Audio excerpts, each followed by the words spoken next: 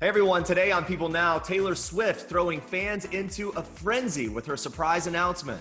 Demi Lovato celebrates her new engagement with an adorable Instagram post. The latest details surrounding a Colorado woman who vanished on Mother's Day while on a bike ride. We'll tell you what we've learned.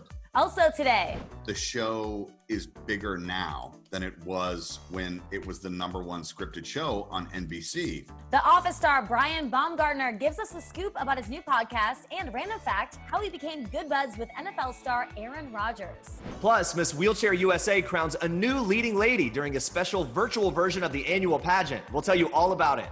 That and so much more today on People Now. Let's go.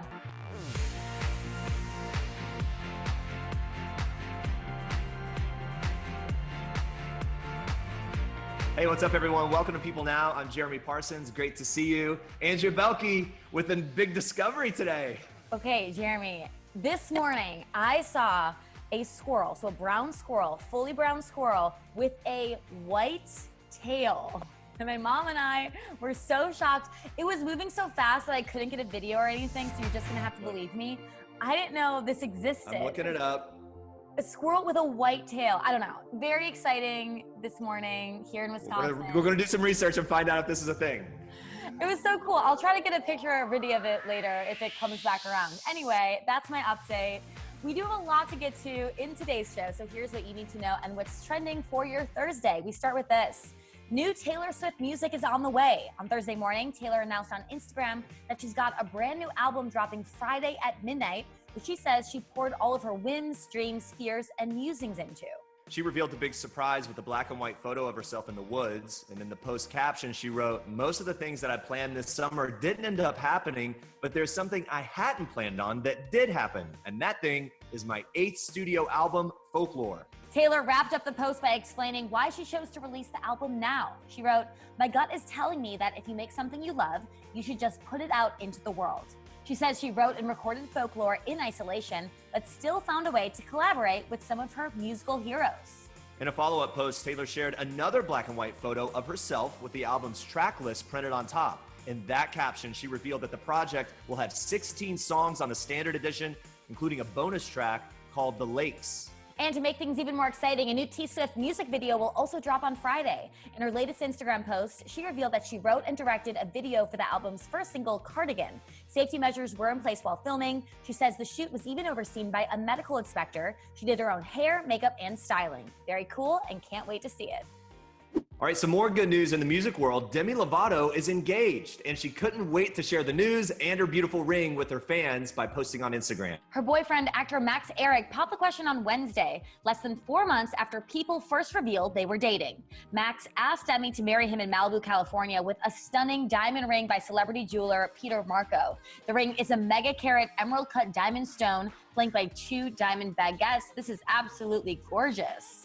On Instagram, Demi opened up about saying yes to the man who made her want to, quote, be the best version of herself. She tagged her new fiance in the post and added, "I knew I loved you the moment I met you." Demi also wrote that she's honored to accept his hand in marriage and is ecstatic to start a family and a life with him.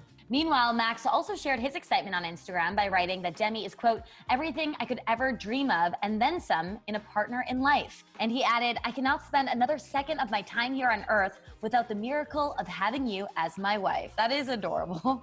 It really is, and honestly, of all that Demi's been through, I'm really happy to see her so happy right now. And that couple may not have been dating long before they got engaged, but a source told People that Max and Demi grew closer while they social distanced together during the COVID-19 pandemic, which is kind of like, yeah, it'll make or break it at that point. That'll do it. That source also added that Max knew very early that he wanted to marry Demi, but had to wait until her engagement ring's custom setting was finished. Definitely worth the wait. We are very, very happy for them. All right, guys, Will Smith is leaving all conversations about his wife, Jada Pinkett Smith's entanglement with August Alsina at the red table and off social media. Will posted a funny video of himself jumping rope on Instagram Wednesday. He captioned it in part, "Next time, I'm going to do it wearing a kilt." He's having a lot of fun here. It was all very lighthearted until one follower jokingly commented, "Okay, don't get entangled." Will's response, "I'm definitely going to block you," but the joke was very funny. I mean, he kind of jumped into that one, Jeremy. Get it? He did. I got it. That's what August Alsina's involvement with Jada came to light during a radio interview between August and Angela Yee last month, where he even claimed that Will gave them permission. And then Jada infamously called their past relationship an entanglement on her Facebook Watch show, Red Table Talk, earlier this month. So that was during a candid and at times uncomfortable one-on-one conversation with her husband, Will. It opened this whole new can of worms and introduced entanglement into sort of like the pop culture lexicon, right? Like this is suddenly something that we jokingly refer to. I thought that conversation was incredible, though. I liked seeing the honesty. Oh, I loved it. I mean, I think a lot of people were wondering why they're making everything so public, but it's because August started talking about it. I love the conversation. I love entanglement. I now use it in my lexicon. So thank you so much. By the way, I'll never forget the last time I interviewed Will Smith, he told me that real love is when you've been through the fire with someone. It's not always just like roses. And now knowing what we know, that comment makes a lot more sense. All right, fair warning here. We've got a thirst trap coming in hot. Check this out.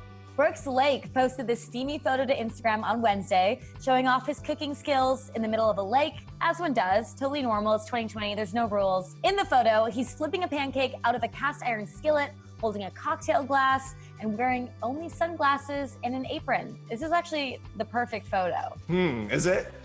Brooks captioned the photo in part, "Get your cakes hot off the griddle, thirst trap round 2."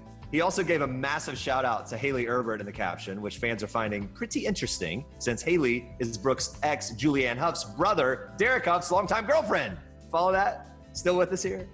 He then went on in the caption to joke, "Also, when you see it, you'll know, #happy hump day." And in case you haven't already spotted it, you can definitely see a little booty poking out from behind that apron. Very cheeky. Wow. Well, we're not the only ones who spotted that. Brooks' estranged wife, Julianne, commented on the post. She wrote, "That booty though." Then Brooks replied to her comment with one of his own saying, "You know how I do." What are your thoughts, Jeremy? They're just being fun and flirty. It does not mean they're getting back together. People are like, what is it? Are they back together? No, they could be friendly, you know? Yeah, I agree. I think that they're friendly exes. I don't think this means that, oh, they're back together just because they're commenting on pictures, but obviously fans are kind of excited about the possibility of that. Now, Brooks and Julianne confirmed to People exclusively on May 29th that they had separated after 3 years of marriage. In a joint statement at the time, they said this: "We have lovingly and carefully taken the time we have needed to arrive at our decision to separate." Now, at the time, a source told People that Julianne, who revealed last year that she is, quote, "not straight," is a, quote, "deeply different person than she was when they got married." The estranged couple's latest interaction on social media comes after a source recently told People that Brooks is definitely still open to getting back together with Julianne. They added, if that were an option, he would be all in. Her friends and family love him and everyone's pulling for him. He's a great guy and they would love to see Julianne give things another chance. Reps for both Brooks and Julianne did not comment when reached by People. Today marks 1 year until the start of the 2021 Summer Olympics. The 2020 games were postponed due to the coronavirus pandemic. So what better way to celebrate than by honoring arguably the greatest gymnast of all time, Simone Biles, in the latest episode of People and Katie Couric's #See Her Story. It's a weekly video series celebrating female trailblazers from the past 100 years. Take a look. Simone is the most decorated gymnast in history, with 25 world medals, 6 national championships, and 2 moves so difficult, she's the only person to have ever performed them. The 2016 Olympics showcased her skills on a world stage. You are seeing the greatest of all time. Simone won 4 Olympic gold medals, and she and her teammates, known as the Final Five, took home a medal in every event, along with the team gold. To see more of Simone Biles and all of the #See Her Story episodes, head to people.com. All right, stay with us. Former star of The Office, Brian Baumgartner, has a new podcast based on the series. He's telling us all about that. Plus, former Division I volleyball player Victoria Garrick is opening up about her close friendship with the late Kobe Bryant and the young adult novel he created, Geeses Are Never Swans. Stick around. All right, we move on to this. This is a really shocking story here. Suzanne Morphew vanished this year on Mother's Day while biking through popular hiking trails near her home in Salida, Colorado. Yeah, Morphew was spending Mother's Day alone while her husband Barry was reportedly 142 miles away in Denver, and their 2 daughters were on a camping trip. A longtime friend tells us in this week's issue of People that they're a good model family. Authorities found Suzanne's bike on the same day that she went missing, but have publicly announced finding only one unspecified personal item that was found 4 days after her disappearance. Then later in May, the FBI and the Colorado Bureau of Investigation searched a residential construction site near Salida where Barry had reportedly worked, but nothing was found there. Authorities have also searched the family property on multiple occasions, but have not announced any new findings. The county sheriff tells us that this case remains very active as more than a dozen investigators are aggressively working this case on a daily basis. 7 days after Suzanne vanished, Barry posted a video on Facebook pleading with her and any presumed kidnapper that he would do anything to get her back. He's offered up a $100,000 reward, which was doubled by an anonymous family friend. Local Fire Chief Robert Bertram tells us that Suzanne, Barry, and their daughters were always a happy family, and he adds that they are trying to remain hopeful for Suzanne's safe return. All right, now we move on to this. All right, everyone, you know and love him as Kevin Malone from The Office. Now he's hosting a podcast on Spotify all about the series that he knows inside and out. He's talking about it with his office mates who join him every week. Brian Baumgartner joins us now. Brian, how's it going? It's going all right. How are you? I'm good. First of all, before we get into the podcast, I do want to mention that you are a big Packers fan. I'm here in Wisconsin. I'm a Packers fan. You're in Wisconsin? Where does your love of the Packers come from? So last week, I was up in Lake Tahoe for the American Century Championship, which is a celebrity golf event. Now, it was very different this year. There were no spectators. We did it all for charity. But in 2008, which was my first year, I was there, and I was sitting next to a guy at a blackjack table who told me he was a big fan, and it turned out he was Aaron Rodgers. Okay. I had no idea who he was. No clue. This is the summer before he became a starter. And I'm like, oh, you're the Cal guy who's never going to play because of Brett Favre, right? And we became very, very good friends. And since that time, 13 years ago, we play a lot of golf. We keep up. And I try to come up to Green Bay once or twice a year to see the Packers. Well, I love it. Let's Okay. talk about this podcast. You teamed up with Spotify. You're hosting an oral history of The Office. I mean, this show, such a classic. People are still watching it to this day. I mean, what is it like to sit and dissect it with your former coworkers? And where did this whole idea come from?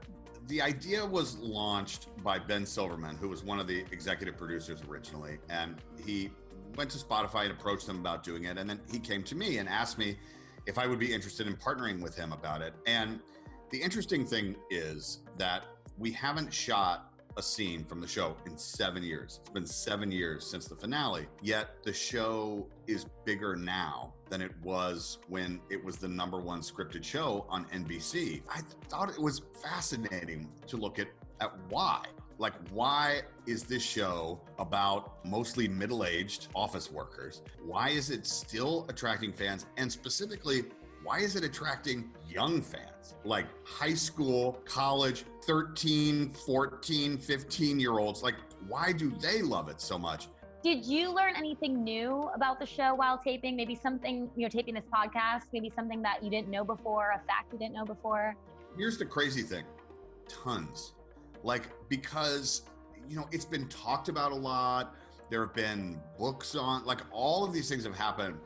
Yet there was so much that we had to unpack, because the other thing I started looking at was there are people now, and not even 13-year-olds, right? But even 17, 18, that think the show was always just on Netflix, right? There's no concept of when it started at 9 o'clock on Thursday nights, you had to be on the couch watching. That was how you watched the show. Mm-hmm. And then it took 10 years to come out, not 3 weeks of sitting on your sofa watching it now. And so I think what people will find very interesting, and for me to go back and look at it, how close really, it's not built up for drama. The show was almost canceled after 6 episodes. Hearing the cast and writers and producers kind of take us through that story and really how the show changed. I think that's going to be fun for people now after they hear this, to go back and look and go oh, I see. That character did change. The way that was written was altered, which ultimately led to us staying on the air. Steve Carell, he joins you on the podcast for an episode. You also have John Krasinski, Jenna Fisher, Angela Kinsey, a great lineup. Fans are stoked. It's so great.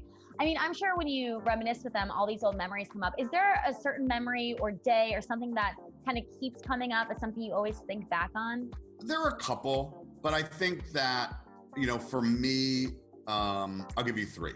Okay. One would be the Christmas episode in the second season. And that episode was such a huge, there was the Yankee swap and all of the stuff that happened. And that was sort of the first huge ensemble episode. And it was the first episode that we got over 10 million viewers on NBC and the iPod started, that was a huge one. The other one was shortly after that, which was Booze Cruise, which I think distinguished the show in a lot of ways. And a lot of stuff was happening behind the scenes. People were being made regular cast members right at this time, things had started to turn. And then I think, what we discuss a lot in the podcast was Goodbye Michael, which was when Steve Carell left, and the impact that had, on him, on the show, on everyone else around it, and how we ultimately wanted to end the story, a couple of seasons later. So yeah, those are a couple. What's the number one thing that you've either learned about yourself or the biggest takeaway? There's a huge takeaway for me, and I think what people will hear, because it's me sitting down with all of these people, that we really, because of a number of circumstances, became a family on that show. Okay, I have to ask about this. You had one special guest in particular, Billie Eilish. I mean, she's a major fan, huge right now. I mean, what was it like to talk to her about this show, and how did that all happen? I was so fascinated by the idea of her fandom and her public fandom. And I wanted to talk to her about why, that she's watched it 14 times or whatever it is, why. And she talked a lot about it being comfort, that there's a comfort that she has, that she knows what's going to happen, yet she still finds new things in it. So that was really fun. John Krasinski hosted a virtual reunion in May. It was a huge hit. Do you think that once the pandemic is over, will fans one day get to see a full reunion? What would that look like? What would your dream scenario look like if that ever happened? Wow. What would my dream scenario be? Yeah, I mean, maybe, do you think that there would be a movie? Do you think that we'd ever actually see a reunion? Because that is very popular right now. I don't know. Unfortunately, I mean, here's the thing is I think what people want, right? When you start talking about that or a reboot or I think what they want is more episodes of us in the office again. Mm-hmm. I think that is difficult, right?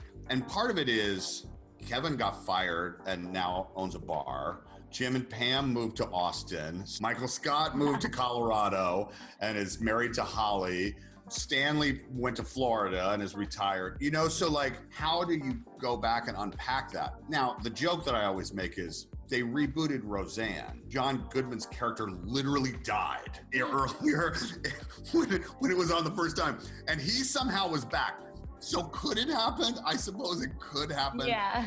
I think a more likely scenario would be finding a reason for all of these people to get back together again. Brian, thank you so much for chatting with us today. And for all you Office fans at home, and we know that there's a lot of you out there, make sure you check out An Oral History of the Office podcast. It's streaming now on Spotify.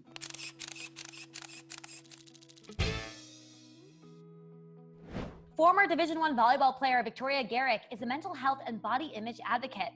She's also the spokesperson for Granity Studios' fifth novel, and its first in the young adult space, Geese Are Never Swans, which was created by the late Kobe Bryant. Victoria was also a close friend of Kobe's before he passed away back in January. Recently, I spoke with her about the novel, their relationship, and so much more. Watch. Victoria, how are you doing? Thank you so much for joining us. I'm doing great. Thanks for having me. So I wanted to start off by first passing along my condolences. You are a friend of Kobe's. It's obviously very difficult to lose him. What's something that you learned about Kobe throughout the years, and what's the best piece of advice that he ever gave you? The best piece of advice Kobe ever gave me, and I call him this often, is the idea that Mamba mentality, what he was so known for, his determination, his grind, his hustle, his work ethic, all of that can be used to identify a weakness or a spot in your life that needs attention and needs care. And he told me that having a mental health issue as an athlete does not make you less than, does not make you not Mamba mentality. You use your Mamba mentality to say, hey, I'm struggling with this. I need help with this. And that is the definition of a strong athlete. And so hearing those words from him and having that same message parlayed in this book is so powerful coming from Kobe. Yeah, and I think that seeing what you've done, I think it's just so amazing that you were able to learn from him, and it's also something you're very passionate about as well. You're the founder of The Hidden Opponent, so it's an advocacy group that raises awareness for student-athlete mental health, which is so important and something that people don't always talk about. So tell me more about the organization and why you founded this. Well, when I went to play college volleyball at USC, I was so excited, over the moon. This was going to be my dream come true. But then all of a sudden, the stress and pressure and the lifestyle of being a full-time student athlete really took a toll on my mental health. And when I went through performance anxiety and depression, I felt completely caught off guard. And it was not something that I was prepared to handle as an athlete. So I felt inclined to create this nonprofit organization to unite and raise awareness for all student athletes struggling with mental health, and create a unified platform and community where all athletes from all over the world can come together and feel supported and comforted in their own mental health battles. And so you have your organization. You also partnered with Kobe and Granity Studios for this incredibly inspiring story, Geese and Never Swans. So how did this partnership come about? Well, I was so grateful to have met Kobe at USC, and he ended up seeing on Instagram that I was starting something called The Hidden Opponent, and there was nothing there yet. I literally just got the username and said, follow this if you want to see what's coming next. And Kobe followed it, and there was nothing there yet. So just his belief from the beginning, and he knew I was doing stuff for mental health, meant the world. And then I reached out and said, I'd love to tell you about what I'm developing. And so we met and had a really special meeting, one that I will cherish for the rest of my life, where he said, you know, he was willing to help in any way. And this book was in the works at the time. So having the book finally come to life and The Hidden Opponent be much more developed and be listed as a resource is a huge honor. And we don't take it lightly. Anyone that comes to The Hidden Opponent, we want to feel like they are welcomed and supported. Talk about motivation. You see Kobe's following your Instagram account. You're like, okay, this better happen now. Yeah, no, seriously. And it is something I call on all the time, just because to have someone like him believe in this is huge. And that is seriously enough motivation to light a fire in me to make sure that this becomes everything I know he would have hoped it became, and just to serve in a million different ways. So yes, that is the only motivation you ever need, is Kobe Bryant saying, I believe in what you're doing. Yeah, and what was it like working with him on something that you're both clearly very passionate about? It was very unique because I didn't know how much he wanted to support and raise awareness for mental health, because when you just look at Kobe as an athlete, you know, you don't really see that weaker side, you just see strength. And so for him to acknowledge, support, and really validate mental health issues in athletes, it means the world. And I know that there's so many people who are huge Kobe fans, whose legacy, who will cherish his legacy forever. And then to know that he is saying it's okay to struggle, I mean, it goes such a long way. What would you say is the main takeaway from Geese or Never Swans? What do you hope readers get from this? The main story is about a young swimmer who's pursuing his dreams of being in the Olympics. And on that journey, we see him deal with a broken home, the grief of losing his brother to suicide, and then this battle that so many of us face, athletes and non-athletes, of how much is too much? How far is too far when trying to achieve your goal in life? When do you need to know when to reel it back, and when do you need to put self-care first? So it's a very special story because you feel very connected to this main character, and we learn on his journey how he navigates those things. And so I think one of the biggest takeaways of the novel is showcasing this idea that you can be capable of pursuing things. You are strong enough to handle setbacks in your life and still feel teed up to accomplish those great things you set out for initially. I also love your Instagram because you make things seem not as difficult as it could be. I mean, you talk about body image and how it's okay to have cellulite and it's okay to have fat and everything's okay, which is something that I wish I had when I was in college, because Instagram was like just starting when I was in college, so I didn't have anyone to look up to, and all I saw was like really, really thin people in magazines. So I had a lot of issues with eating and everything. So I think it's really great that you're doing all of that. So thank you. What's something you've learned about yourself while making those posts and putting it out for the world to see?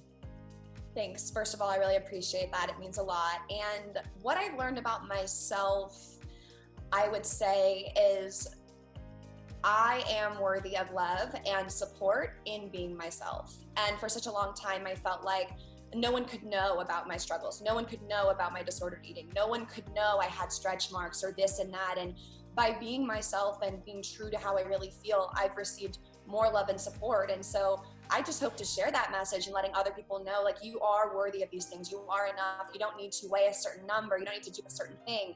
And it's just been very cool to feel that love from others through a device like social media. A medium like that is wild. Isn't it so freeing? I mean, this isn't even part of the interview. This is just like me personally, but like, it's so freeing when you have the realization of like, oh yeah, I have cellulite and I literally don't care. Like, I think it's great. And like, so doesn't matter. It doesn't matter. I just hate that it took me so long to get to that point. So I love when I see accounts like yours, just kind of shedding light that everyone has something that they feel weird about, and society was the thing that told us to feel weird about it. Yeah, and it's such a more freeing life when you don't have to think about what you can and can't eat and how you're supposed to sit in a chair so your stomach looks good. I mean, I was thinking about this the other day with my friend when we were in Wisconsin on a boat, and I was like, 2 years ago, I would have been like sitting like this, and I would have had a towel here, and now it's just like, here I am, this is my body, and that confidence and that security is something I want to help other people get to as well. I love it.